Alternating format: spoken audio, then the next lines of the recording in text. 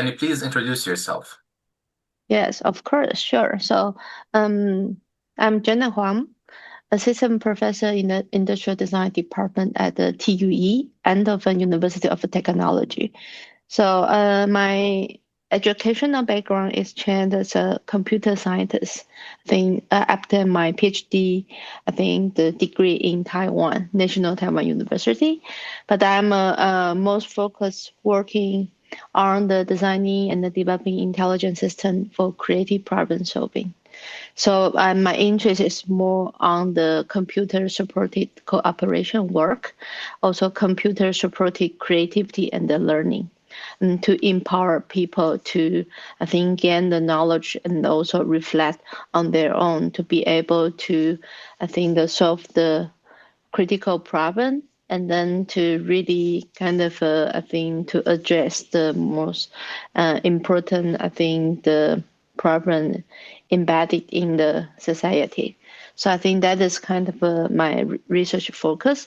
But I think as an assistant professor, I think in the industrial design department, I think my kind of a role, I think shifted from a little bit from only designing system for people, but I think I'm also engaged in try to introduce, I think, the new technology like AI to the design, I think, department to to explore the AI as a design material. At the same time, also the creative as a creative partner to work with this kind of a new material, also collaborator to really to see whether there's a good opportunity to reshape, I think, the design practice. Who are your DCs and what do they do? Okay, cool. So I think that as a daily supervisor of the I think DC9, uh, Tuan Huang. So I think the her research projects focus on the official topics is on I think the evaluation and the validation of a method and tools for specific group. So I think the topic I think the in her PhD position is about the generative AI in design education. So I think with this role, I think we are trying to explore how we can explore the value in the design education. So value is not about we are aiming for the efficiency, right? Because we are in the age of the AI. I think everyone use AI for gaining the productivity to try to complete tasks as soon as possible and then to save time for themselves. But we are really want to unpack a different value and then to understand how we can develop a assessment and the evaluation framework to be able to assess this kind of value in the end. Nice. Yeah, that's an important part of the project, to be honest. I really like it. Yes. Interesting.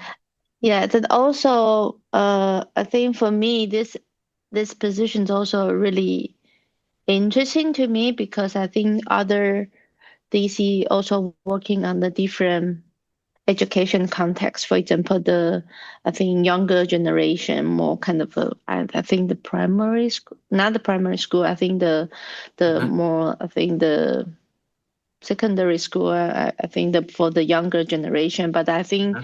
with this role we are more interested in the more higher education. That is, I think we try some interesting idea in our department Hmm. also the design department. That's why we do think I think the knowledge and the insight generated from our practice can be also beneficial for the I think the general education context. What motivated you to become involved with the alignAI project? That is a really great question. Actually, I'm not initially a PI for this project because Stefan Winston is the PI, I think, from our department. So I was invited by him, I think, to join the supervision team for the DC night. That is a generative AI in design education, this topic. So I have very strong motivation to be involved in this project because I see, I think the vision of the Align AI project is really, really nice because talk about the value in alignment. So that is really, really important to look into at. I think this kind of a research, I think the field because also I think with Align AI project, I think the scope of the project, yes, it's really big. So, but that also mean I think the impact create from this project can be also influence. I think to the society. I think not only from the uh, national level as well as the international level within the European countries. What unique perspective or expertise does your group or institution bring to the Align AI network? Okay, good. So I think the as a TUE department, we actually bring the very unique insight and the design practice to align AI. Especially, I think in our department, we are currently exploring how the future designer I think can work with the emerging technology like generative AI. So that's why we are really, I think, exploring the designing with intelligence. So intelligence, I think, is not only about the machine intelligence. So we want to also incorporate different formats of the intelligence, like I think the biointelligence, also human, definitely human intelligence, also probably societal intelligence all together to really explore, I think, what we could learn. I think from this kind of I would say the emerging, I think the the topic, and also as a TVID department, we have a very unique design environment. So we really engage in the challenge-based learning and then also emphasize the design integration also as an important design competence for the future designer to work with technology. So I think I think the was appointed as an assistant professor 5 years ago. So because my background is AI and also the HCI, the human computer interaction. So also involved in, I think, the teaching many AI related courses. I think at the different level, at the bachelor level, master level, also for the challenge base, I think the project. So I think we as a institute, I think can bring our success from the education as well as research I think to benefit, I think to the online AI networks. I do think that is really, really important to contribute our insights to balance the creativity, iteration, also critical engagement with material. So I think that is the unique perspective and experiences we can bring and contribute. How do you hope for institutions across the network to collaborate to ensure cohesion across research teams? I think that is a very difficult question.